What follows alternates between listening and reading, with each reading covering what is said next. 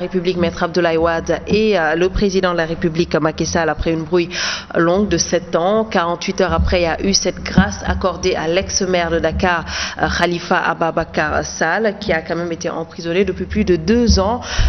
Quelle est votre analyse par rapport à ces actes posés par le président de la République?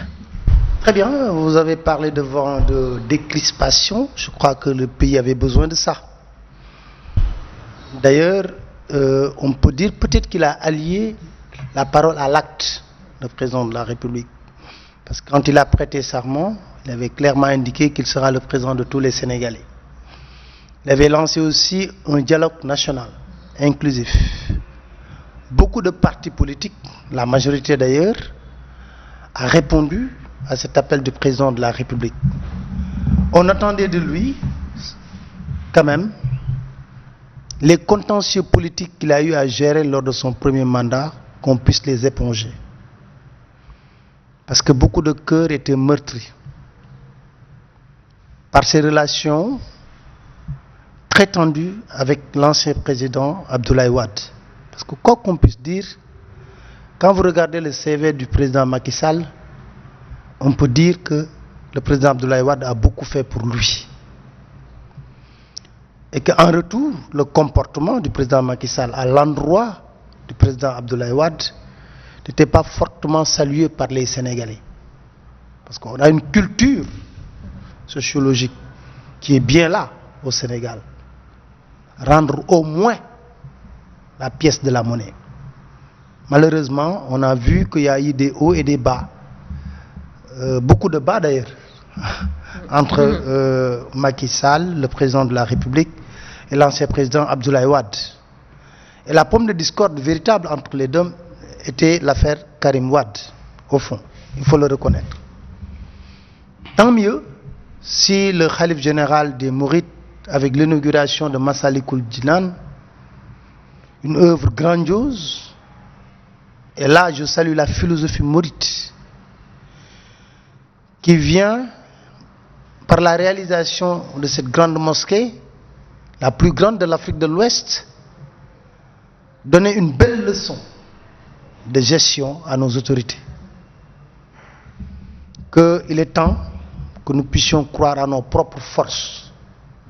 Qu'il est temps que nous puissions penser une seconde que les Sénégalais peuvent relever tous les défis. Les Mourides l'ont fait.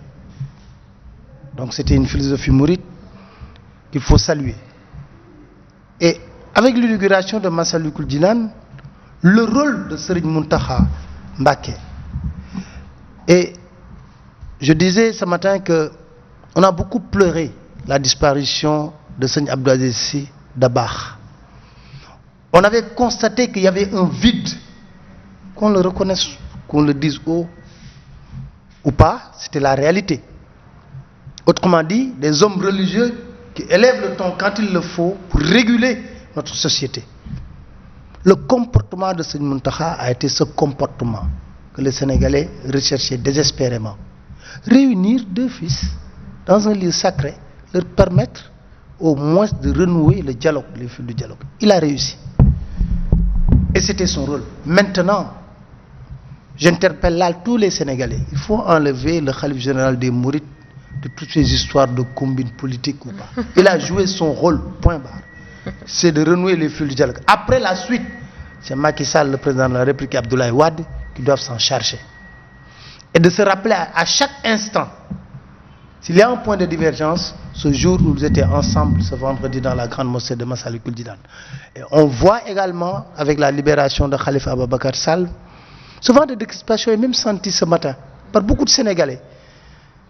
Que ouf, c'est un ouf de soulagement, parce que beaucoup de Sénégalais ne souhaitaient pas que ça perdure encore cette situation.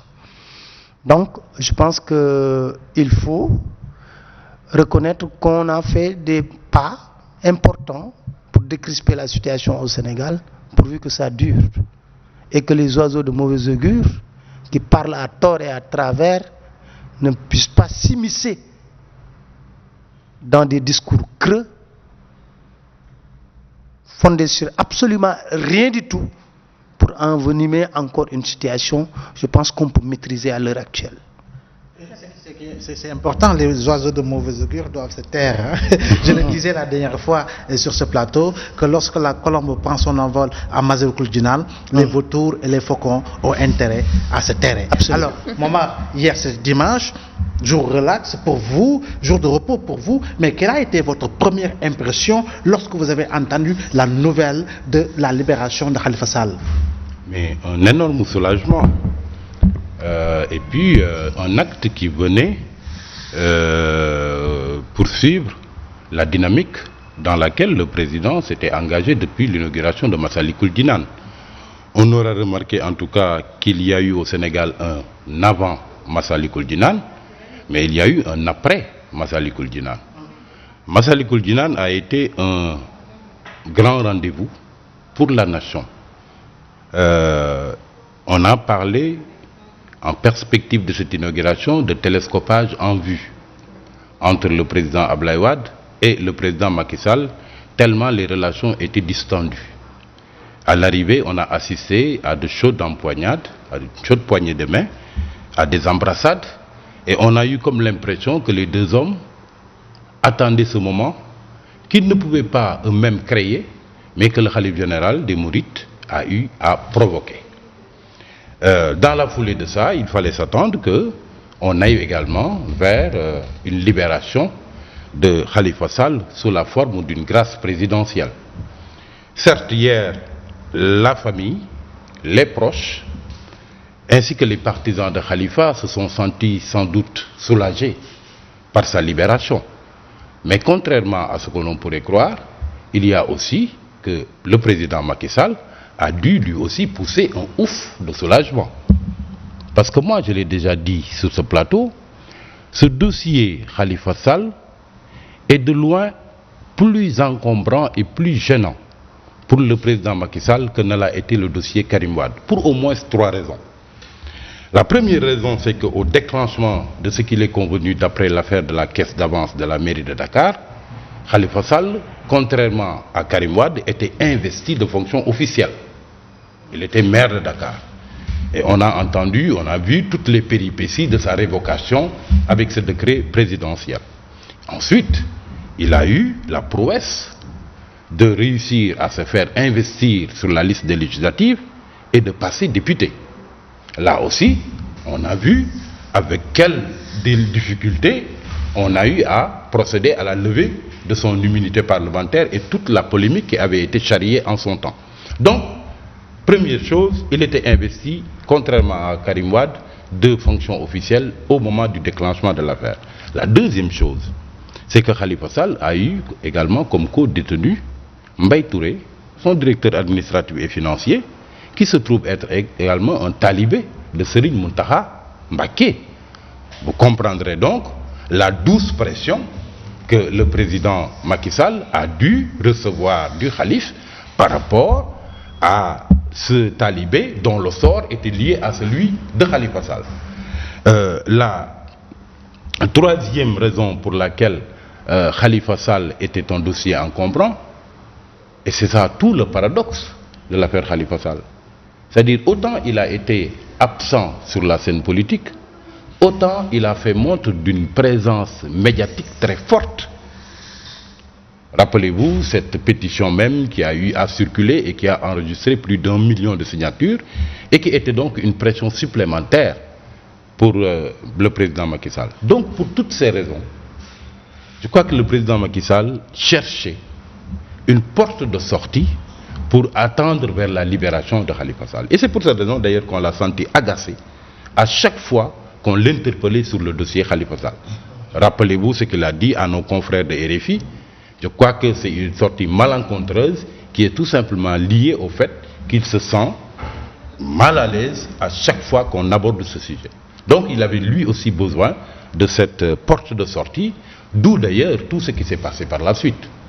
C'est-à-dire qu'il y ait eu cette exigence de la part du président de la République d'une demande formulée par Khalifa Sall et ses co-détenus pour demander la grâce, pour qu'ils puissent opérer sans perdre la face. Et la deuxième chose, ce qui s'est passé, c'est-à-dire que Khalifa Sall a été même extrait de sa cellule contre son plein gré. parce qu'il fallait se débarrasser une bonne fois pour toutes de cette patate chaude au moment où on s'est inscrit dans une phase de décryptation qu'il faudrait quand même saluer. Alors le président de la République est peut-être soulagé par rapport à cette libération, mais d'une autre part aussi, il y a eu plusieurs sollicitations, mais le président de la République avait préféré faire sourde oreille. Aujourd'hui, est-ce que c'est pas parce qu'il y a plus d'enjeux par rapport à sa réélection? Je pense que le Sénégal n'est pas dans une situation économique reluisante, il faut le reconnaître. Et ajouter maintenant des contentieux politiques à l'appel, c'est vraiment un goulot d'étranglement pour le président de la République. Je pense qu'il faut rebondir sur une question qui est très importante. Quand Momad Jong dit le président s'est senti soulagé, parce qu'en réalité, tout ce qui s'est passé hier, c'est là où je parlais des oiseaux de mauvais augure, il faut qu'on arrête à chaque fois. Quand il y a quelque chose lié à un acte posé par le président de la République, que des personnes sortent dans les médias pour parler comme si c'était une victoire du président Macky Sall.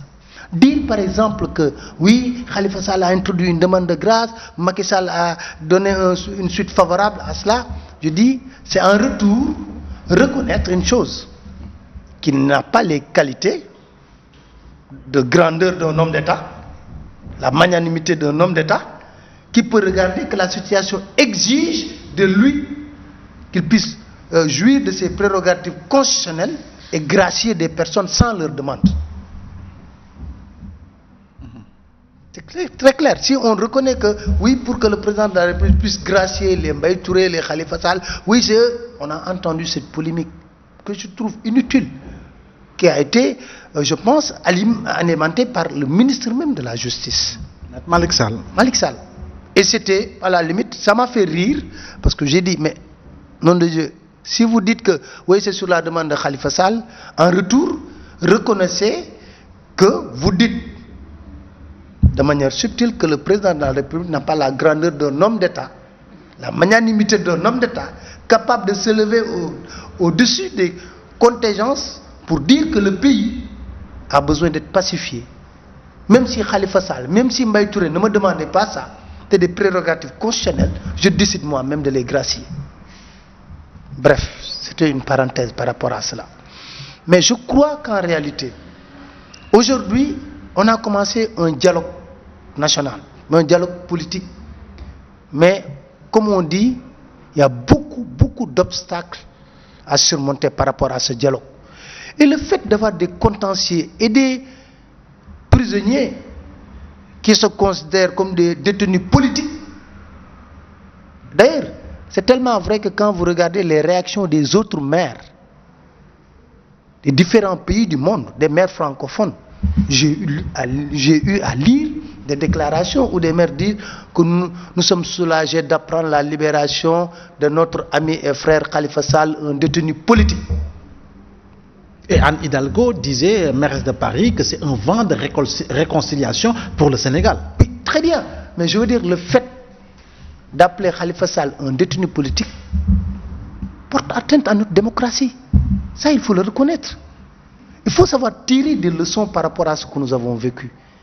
Moi, je demeure convaincu, et je ne suis pas un encagoulé. Je l'ai dit à maintes reprises, je me suis battu contre ce qui est arrivé à Khalifa Ababacar Sall, parce que je demeure convaincu que sa place n'était pas la prison. On a instrumentalisé une justice pour un règlement de compte politique.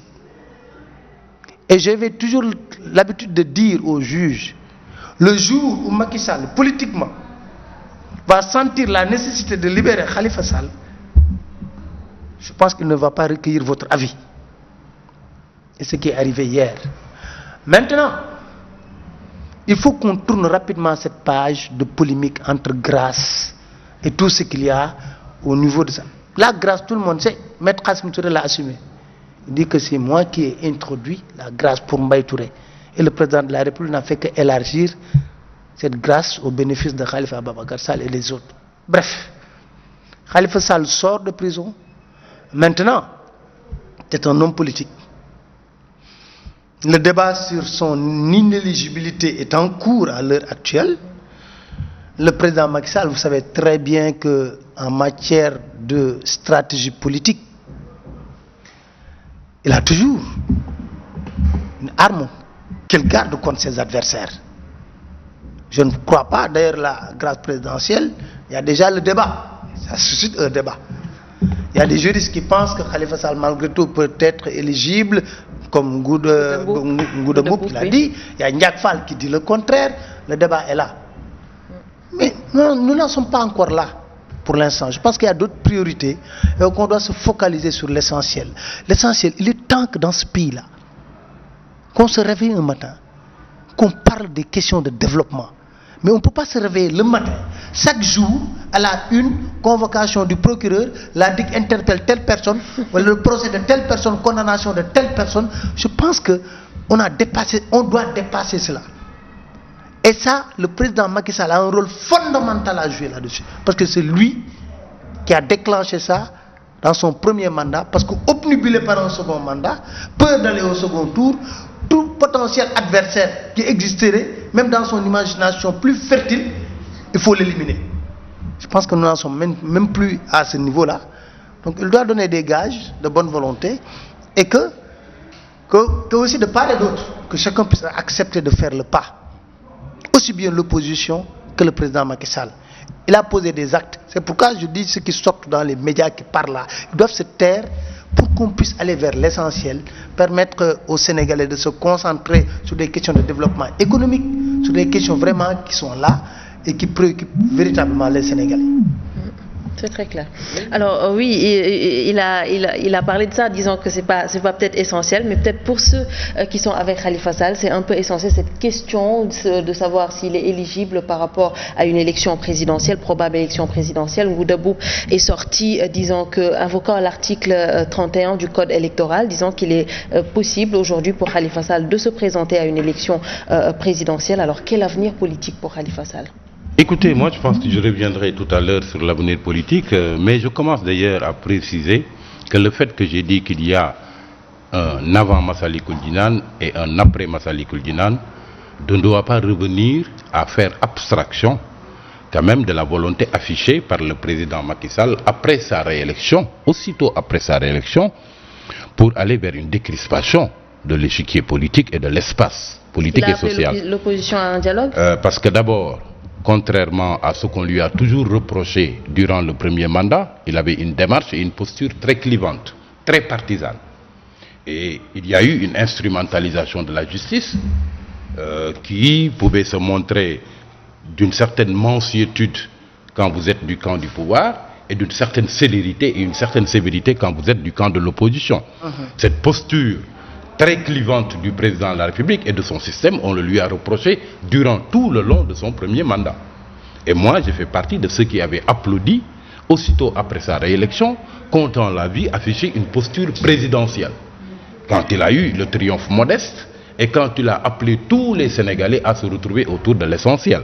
Donc penser que tout a été déclenché après Massalikul Jinan, c'est quand même faire abstraction de cette nouvelle posture du président Macky Sall juste après sa réélection, et c'est également faire abstraction de sa main tendue à l'opposition qui y a répondu favorablement, ce qui a permis d'ailleurs depuis lors les travaux au sein de la commission cellulaire pour le dialogue politique, même si le dialogue national tarde quand même à être lancé. Je crois que cette précision quand même est bonne à faire. Maintenant, il va falloir transformer, laisser et fructifier tout cela.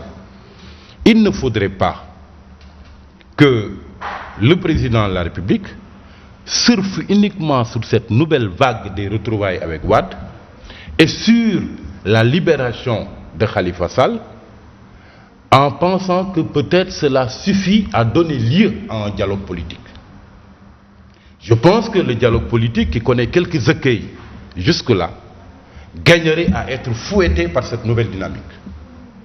Il va falloir lever les points de discorde qu'on a notés au niveau du dialogue politique et qui sont en train de plomber ce dialogue politique.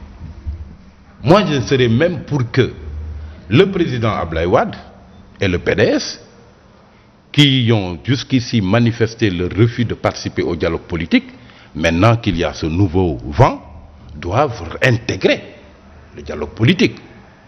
Je crois que Abdoulaye Wade soit maintenant au niveau du centre d'intérêt principal et qu'on veuille laisser un tout petit peu tomber le dialogue politique au sein de la commission cellulaire, ce serait dangereux, ce ne serait pas fructifié, ce qui s'est passé après Massalikul Jinan.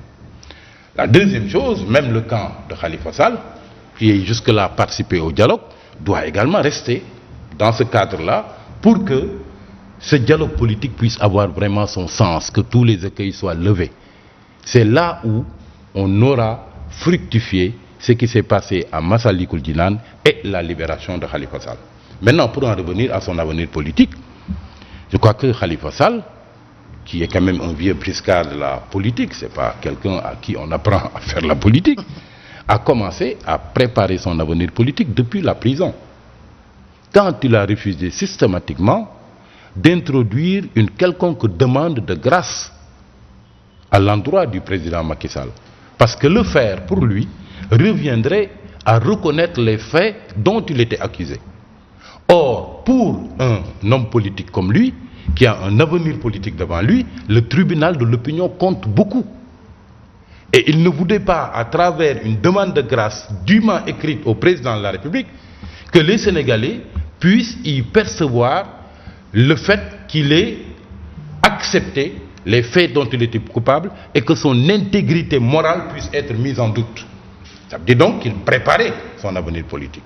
Depuis même la prison, avec cette posture catégorique qu'il a eue de ne jamais introduire une demande de grâce au président de la République. Maintenant, pour son avenir politique, il y a un certain nombre d'interrogations et un certain nombre d'incertitudes à lever. Khalifa Sall va-t-il jouer son avenir politique au sein du Parti socialiste? C'est une grande question. Lui et ses lieutenants avaient fait l'objet d'une exclusion au sein du parti. Mais ils ont toujours récusé cet acte qui ne leur a pas été d'ailleurs notifié jusqu'à présent. Ils considèrent que l'acte qui a été posé par le Parti socialiste et les excluants de cette formation est nul et non avenu. Donc, au moment où la succession de Feu Tanor Dieng est ouverte, ils peuvent bel et bien vouloir jouer son avenir politique à l'intérieur de cette formation. Il peut aussi aller vers la formalisation de ce qu'ils ont appelé le Parti socialiste des valeurs, vers une formation politique qui lui serait propre et qui partirait bien évidemment de l'alliance qu'il a eu à tisser avec un certain nombre d'acteurs politiques au sein de Taxawu Dakar et au sein de Taxawu Sénégal. Il peut vouloir tourner la page du Parti socialiste et voir autrement son avenir politique, c'est-à-dire en dehors de la formation socialiste. Ça aussi, c'est une interrogation à laquelle il va falloir qu'il apporte des réponses. Et ensuite, l'autre écueil qui se dresse devant lui, c'est enfin cet écueil judiciaire.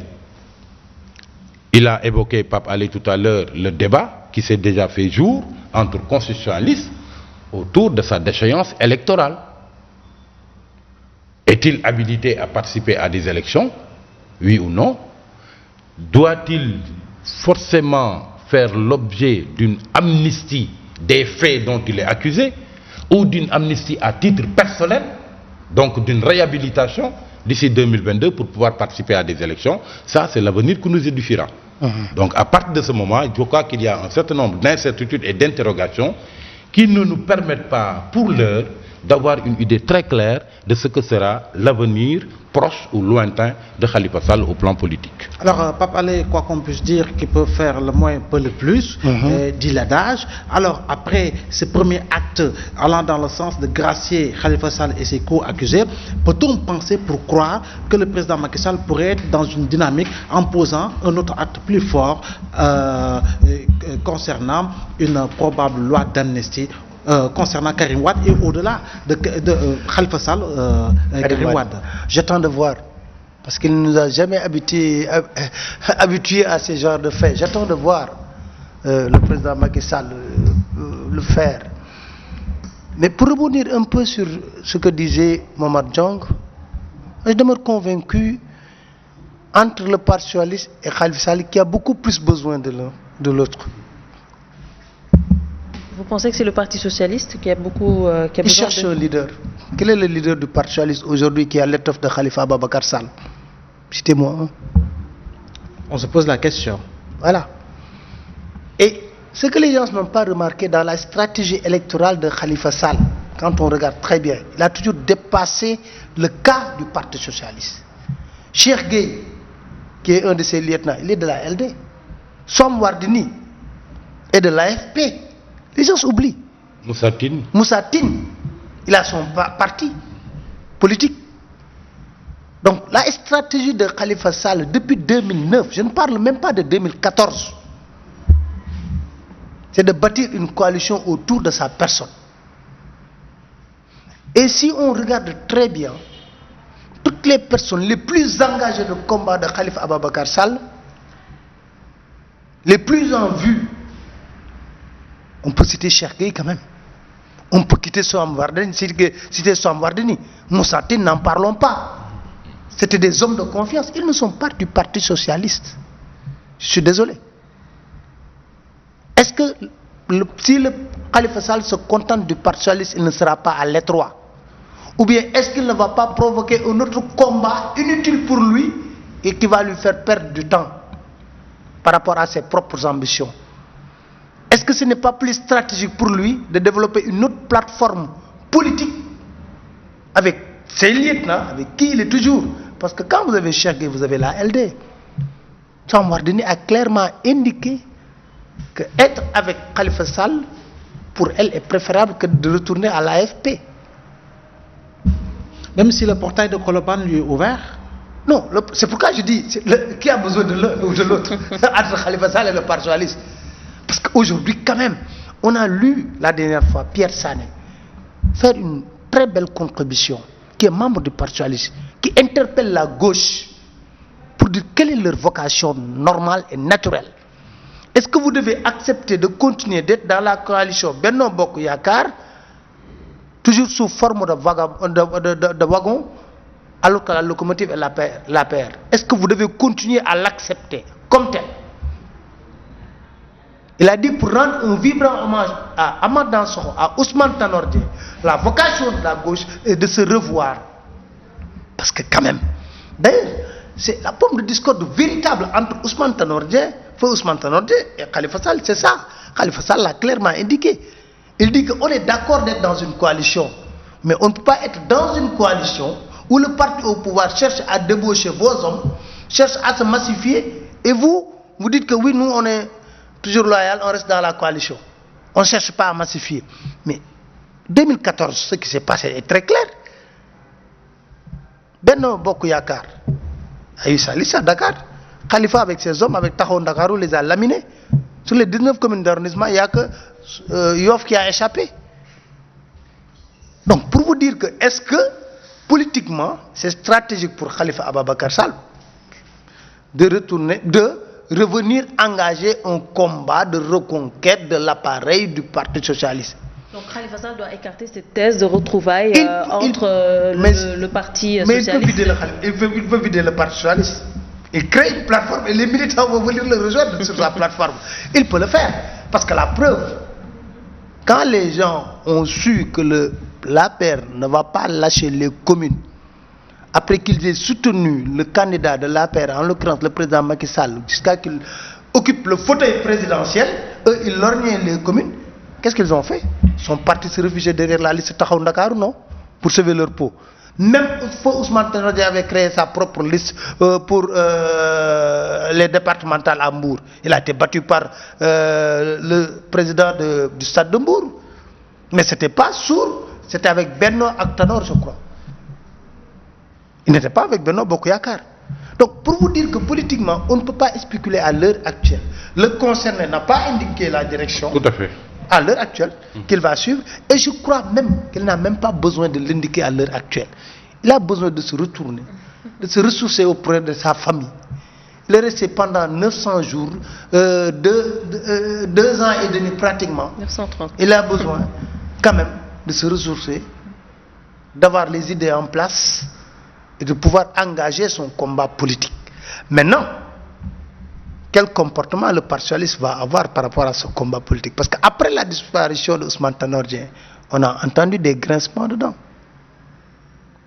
Tout le monde est d'accord que le maire de Yène a été un fidèle d'Ousmane Tanor Dieng. Mais lorsqu'on a fait la distribution des postes, Gorgui Ciss, il a dit c'est anormal. que dans notre parti qu'on pense que seulement Serigne Mbaye Thiam et Aminata Mbengue Ndiaye doivent jouir des privilèges du pouvoir. Et d'autres ont élevé la voix. Maintenant, ça c'est un autre problème que je pense que le Parti socialiste va apprendre avec beaucoup plus d'intelligence.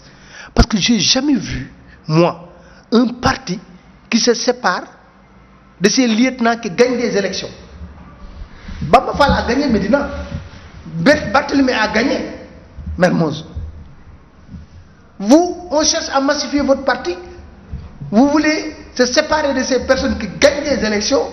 Et vous avez des personnes qui sont dans des, je dirais, dans des positions de cadres qui réfléchissent et tout ça. Quand on me dit Alioune Ndoye, mais Alioune Ndoye a gagné sur la bannière de Taxawu Ndakaaru. De même que Jean-Baptiste Diouf. Jean-Baptiste Diouf a gagné sur la... tous sont partis se réfugier derrière Khalifa Sall pour gagner. C'est après, peut-être qu'ils ont trahi. Je ne parlerai pas de trahison, peut-être c'est très fort, mais c'est après qu'ils ont lâché. Mais rappelez-vous, le combat sur la place de l'indépendance, c'est Alioune Ndoye qui l'a mené. Quand on a dit que la mairie de Dakar ne va pas faire ses travaux, et on a bloqué le projet, qui a mené le combat? C'était le combat de la commune de Dakar-Plateau. C'est Alioune Ndoye qui parlait à l'époque.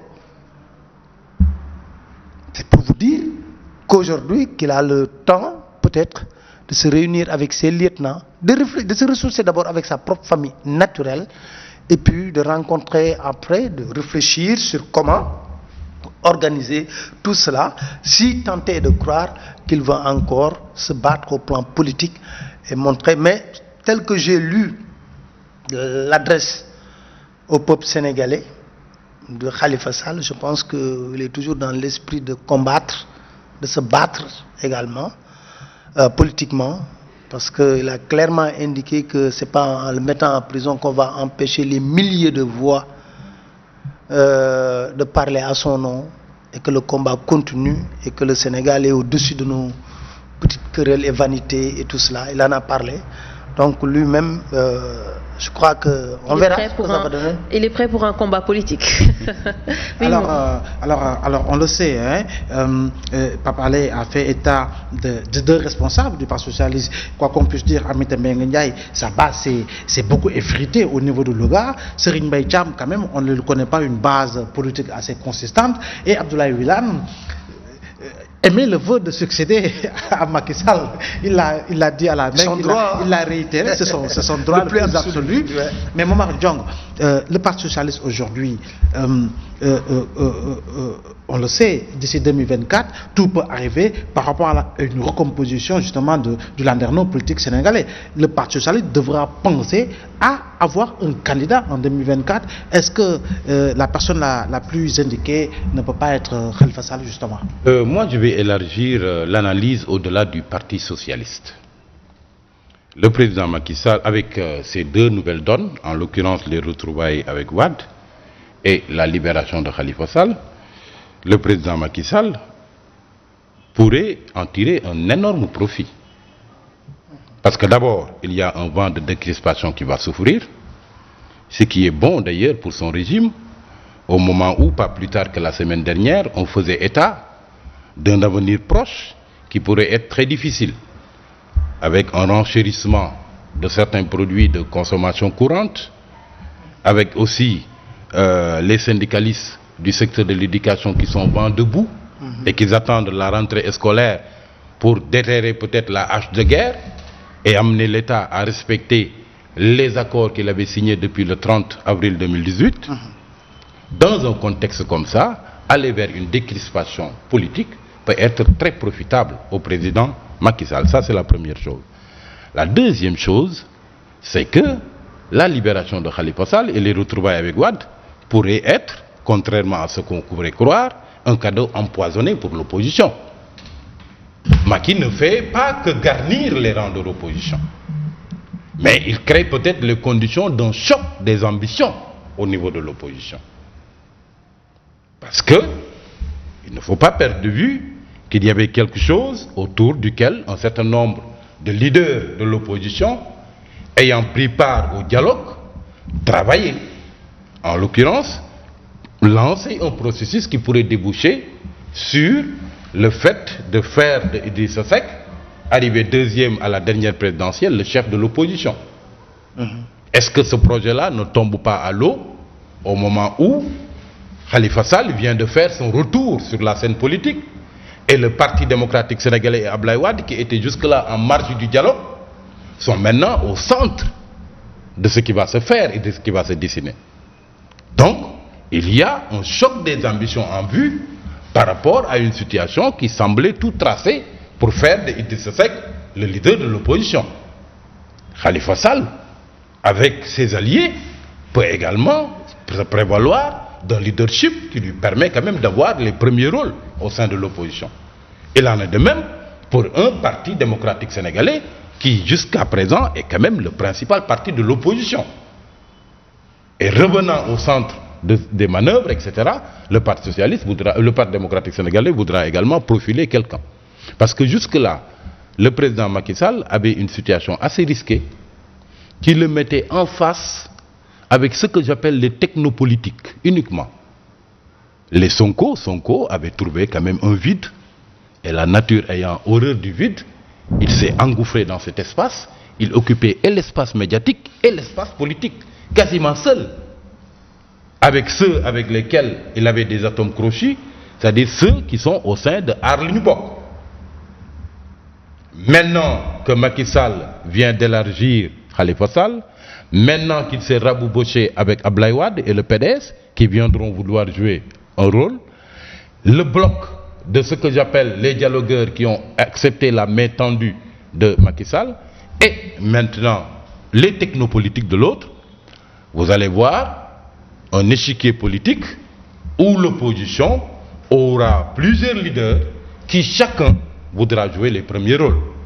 Et cette situation pourrait être très très profitable au président Macky Sall. Sans oublier que ce qui vient de se passer peut creuser le sillon et la ligne de démarcation davantage avec les technopolitiques. Parce qu'il ne faut pas se voiler la face. Les Sonko et consorts ont toujours reproché à la vieille garde politique d'être dans des manœuvres policières, dans des deals qui au dos du peuple sénégalais. Et ce qui s'est passé à Massalikul Jinane et ce qui vient de se passer avec la libération de Khalifa Sall peut mettre de l'eau à leur moulin. Ça peut faire accroire à l'idée effectivement que toutes les gestions des régimes précédentes sont passées par pertes et profits. Quand Abdou Diouf est venu et a pris le pouvoir de Senghor par le biais de la modification de la Constitution avec l'article 35, le premier acte qu'il a posé, c'était le lancement d'une opération main propre, avec la création de la CREI. Mais ensuite, ça s'est terminé en eau de boudin. C'est tombé à l'eau très vite, après que 2 ou 3 lampistes aient été condamnés. Quand Abdoulaye Wade a pris le pouvoir, après 40 ans de règne socialiste, il avait lancé les audits. Les audits ont fait l'objet d'une exploitation politicienne par le pouvoir d'Abdoulaye Wade. C'était une sorte d'épouvantail qu'on utilisait pour amener des dignitaires socialistes à transhumer vers le Parti démocratique sénégalais. Et il y a certains dignitaires qui en avaient été les victimes, dont Mbaye Diouf, qui partageait d'ailleurs le même fief politique que Idrissa Seck à Thiès, dont Abdou Sall, ancien directeur général de la LONASE, etc. Mais ça s'est limité à ça, et ça a servi d'épouvantail pour favoriser la massification du Parti démocratique sénégalais qui venait d'accéder au pouvoir. Quand Macky Sall est venu, il a lancé la traque au bien mal acquis. On connaît la suite. Une liste initiale de 25 dignitaires qui devaient être poursuivis, mais après c'est Karim Wade seul qui l'a été, et ensuite, ça s'est terminé par des négociations en coulisses pour une grâce présidentielle et un exil au Qatar. Idem également pour l'affaire de la caisse d'avance, ça s'est terminé là aussi par une grâce présidentielle. Ça peut mettre de l'eau au moulin des technopolitiques comme Sonko, qui ont toujours pensé que la vieille classe politique, ce qu'ils appellent entre guillemets les politiciens professionnels, manœuvrent et deal sur le dos du peuple sénégalais. Donc vous voyez qu'il risque d'y avoir beaucoup de cloisonnement avec la libération de Khalifa Sall et les retrouvailles avec Wade. Mais est-ce qu'il n'urge pas de se poser des questions aussi véritables par rapport à notre démocratie? Tout à fait. Est-ce que vous pensez que c'est normal que le président de la République puisse nous regarder dans le blanc de l'œil et nous dire, je ne sais pas quand est-ce qu'on va tenir les élections locales et les élections législatives? C'est comme si le mandat d'un élu local ou le mandat d'un député est élastique. Ouais. Est-ce que vous pensez que c'est normal? Les élus locaux sont d'ailleurs dans l'illégalité. Parce qu'il n'y a pas eu un décret prolongeant leur mandat. Si on vient. Ouais. C'est pour cela que je dis il faut quand même qu'on soit plus sérieux dans notre pays et pour notre démocratie. Qu'on essaie de faire des bons qualitatifs, oui, pour le dialogue. Mais pour quel but? À quelle fin? Se réunir entre partis politiques. Dire que oui, on va voir. Non, maintenant on ne peut pas. Les locales, on repousse les locales d'1 an.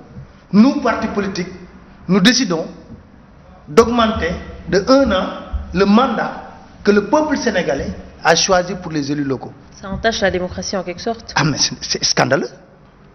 Est-ce qu'ils ont le droit de le faire? Est-ce que le président de la République peut faire 5 ans et dire non, moi les 5 ans là ne me suffisaient pas, j'augmente de 1 an ou de 2 ans mon mandat? Je vous pose la question. Et on va vers ça pour les élections législatives. Et on nous dit qu'on est dans une démocratie normale, avec des textes et des lois, qu'on est censé respecter. Mais sous Wade, il y a eu prorogation du mandat des députés. Mais Wade est parti. On escomptait avoir meilleur. Ou bien. Et je crois que notre démocratie également, il faut qu'on... Parce qu'il a parlé des technopolitiques, je suis d'accord.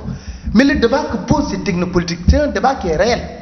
Est-ce que quelqu'un qui est élu pour 5 ans peut tout simplement se baser sur un dialogue politique où, si admettons qu'on ait 350 partis, le fichier électoral est de 6 240 000 électeurs au plus.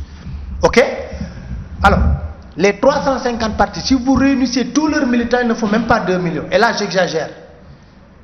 Et les 4 millions de Sénégalais qui sont là, qui votent sans appartenir à aucun parti politique, qui estiment que dans leur localité, le maire n'a rien fait et qu'ils sont pressés de le démettre après 5 ans, les partis politiques se réunissent très calmement, prennent leur café, discutent, échangent et disent bon, eh bien, tiens, on a des problèmes, on ne peut pas organiser le local, donc on proroge leur mandat de 1 an.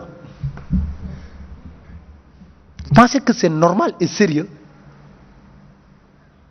Ça, j'interpelle le peuple sénégalais. Il faut qu'on ouvre les yeux et qu'on regarde la réalité. C'est une sorte de mascarade. Moi, je l'appelle maintenant, hier je réfléchissais, je dis l'illusion démocratique au Sénégal. C'est l'illusion véritablement démocratique au Sénégal. Et le président nous dit, on l'interpelle, il dit, ah, je ne sais pas quand est-ce, parce qu'il y a un dialogue politique. Parce qu'il y a un dialogue politique et il escompte aussi au niveau de ce dialogue politique qu'on dise que bon, étant donné qu'en 2020 qu'on organise les locales, on va attendre jusqu'en 2020 parce que lui aussi il est en train de calculer pour son propre mandat. Il ne veut pas avoir une autre majorité avant la fin de son mandat. Il veut conserver sa majorité et aller amener les députés, l'élection législative et le coupler à nouveau avec la présidentielle. Voilà l'objectif caché. Ah oui. C'est il paraît quand même il y a un schéma clairement. C'est le schéma caché. Et les députés vont encore bénéficier de salaires des pauvres Sénégalais de 4 ans. Et je suis sûr à 99% que je peux défier quiconque qu'on sorte ici dehors, qu'on fasse un micro-trottoir pour voir quelle est l'appréciation des Sénégalais par rapport à l'Assemblée nationale sera négative. Et on nous parle à chaque fois, oui, le Sénégal c'est un pays de dialogue, mais quand même il y a des textes et des lois. Chacun est censé le respecter. Les partis politiques qui sont là, leur vocation est la conquête du pouvoir. Je suis d'accord. Mais est-ce qu'ils ont vocation de proroger le mandat d'un quelconque élu? Et ça se fait au Sénégal en 2019. Ça se fait au Sénégal en 2019. On me dit que Wade a prorogé. Oui, d'accord, Wade a prorogé. Mais est-ce que le vœu des Sénégalais est d'avoir une démocratie où des partis politiques peuvent se réunir dans un hôtel bien climatisé, buvant leur café, avec des pauses café en permanence et dire que nous allons augmenter le mandat des députés, le mandat des élus locaux? Et personne ne réagit. Qu'est-ce qu'il faudra dans ce sens-là? Parce qu'il est question de discuter sur le mode d'élection, justement, des maires et des présidents de conseils départementaux. Est-ce que cela n'est pas justement la voie la plus indiquée pour leur permettre d'asseoir un mode d'élection qui répondra beaucoup plus aux critères démocratiques? N'oubliez pas que les élections devaient se tenir au mois de juin. Effectivement. On a dit qu'on le reporte au mois de décembre. Le 1er décembre. Oui. OK? Par la suite, il y a eu l'histoire du dialogue. Vous ne pensez pas, le président, pour faire le parrainage, est-ce qu'il avait besoin d'autant de temps pour discuter? Il est venu, il a imposé son parrainage, non? Oui ou non? Je parle sous le contrôle des Sénégalais. Il a imposé son parrainage. Pour le mode discuter, qu'est-ce qui change? Rien du tout. On dit que dorénavant, ce n'est pas au conseil municipal d'élire le maire, mais c'est celui qui est tête de liste qui sera élu maire. Voilà la décision nouvelle hein. Pour l'élection des maires. Il n'y a rien qui va changer. Il n'y a rien qui va changer. On dit que maintenant, chaque liste qui sera présentée, l'électeur qui vient prendre cette liste va voir la liste AND. Comme les partis politiques maintenant ont peur de mettre leur effigie et le nom des partis, il y a toujours AND Defar, AND Bokk, coalition Defar, comme ça. Celui qui est tête de liste est censé être le maire une fois cette liste qui passe. Je pense qu'il n'y a pas de changement majeur. Je crois que Pape a raison. Il y a quand même dans une république des principes qui sont sacro-saints, dont le respect d'ailleurs du calendrier républicain. Et il ne faudrait pas, sous prétexte de dialogue, que le calendrier républicain soit piétiné et ne soit pas respecté, et qu'on soit constamment dans des manœuvres et dans des calculs. Il ne faudrait pas sacrifier le calendrier républicain sur l'autel d'un dialogue politique. Parce que le schéma qui est tracé par le président Macky Sall est très clair de ce point de vue-là. Il veut qu'on pousse les élections locales, non pas jusqu'en 2020, mais jusqu'en 2021.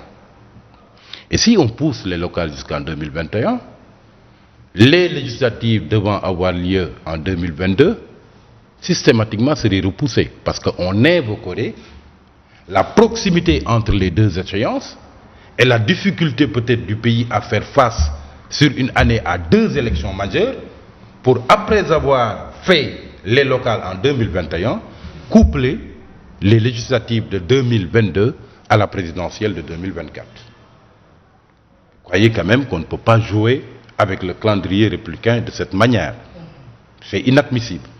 Donc, il va falloir que surtout le dialogue ne débouche pas, et ces bancs de décrispation ne débouchent pas sur cette sorte de combine qui n'arrange en réalité que les politiques et qui se font sur le dos du peuple sénégalais. Il faudrait, encore une fois, fructifier ce vent de crispation et cette détente. Et comment la fructifier? En s'engageant dans des dialogues francs et non pas dans des calculs politiciens. Et ensuite en mettant enfin sur la table des dossiers qui intéressent les Sénégalais, qui touchent à leur vécu quotidien. La gestion, par exemple, des ressources naturelles doit être mise sur la table.